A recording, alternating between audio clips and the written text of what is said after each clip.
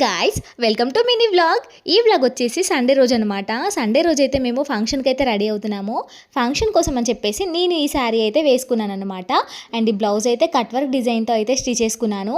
ఈ శారీ వచ్చేసి నేను మీషోలో అయితే తీసుకున్నానండి. శారీ నాకు చాలా బాగా నచ్చింది. కలర్ అయితే అసలు ఎక్సలెంట్ అండి, చాలా చాలా బాగుంది. ఇంతకీ ఫంక్షన్ ఏంటంటే ఇక్కడైతే మా చిన్నత్తమ్మ అండి అండ్ వాళ్ళ కొడుకు అంటే మా మరిది అనమాట. మా మరిదికి అండ్ మా సిస్టర్కి రీసెంట్గా పాప అయితే పుట్టింది.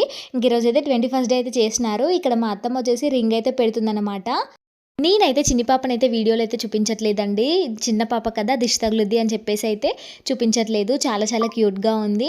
అండ్ ఇంకొకటి ఏంటంటే నేను ఫంక్షన్స్కి అటెండ్ అవ్వక దాదాపు 1 ఇయర్ అయితే అవుతుందండి. 1 ఇయర్ నుండి కూడా అసలు ఫంక్షన్స్కి అటెండ్ అవ్వలేదు. ఇంక ఈరోజు సండే కదా, ఎట్లాగో స్కూల్కి హాలిడే కదా అని చెప్పేసి అందరం కలిసి అయితే ఫ్యామిలీతో వెళ్ళామన్నమాట ఫంక్షన్కి. ఇలా ఫంక్షన్స్ వస్తే నాకైతే ఒక్కటే అనిపిస్తదండి. నాకే అనిపిస్తదా? మీకు కూడా అనిపిస్తదా? నాకైతే కామెంట్‌లో చెప్పండి. అసలు మన ఫ్యామిలీలో మన ఫ్యామిలీ వాళ్ళని పిలిచినా కూడా మనకు కూడా పర్సనల్‌గా ఒక మాట చెప్తే బావుంటది కదా! రమ్మని ఫంక్షన్‌కి అని నాకనిపిస్తది. బట్ నాకు చెప్పకుండా వెళ్ళడం అంటే అసలు ఎందుకో నచ్చదండి. మనకు కూడా ఒక మాట చెప్తే మనకు కూడా వాల్యూ ఉంటది కదా! అన్నట్టు నాకనిపిస్తది. ఇంకా ఇంటికి రిటర్న్ అయ్యేటప్పుడు డోనట్స్ అయితే తీసుకొచ్చామండి మా బాబు కోసం అని చెప్పేసి. అండ్ ఇక్కడ స్టడీ టేబుల్ ఉంది కదా, అదైతే 300 రూపీస్ పెట్టయితే తీసుకున్నాము.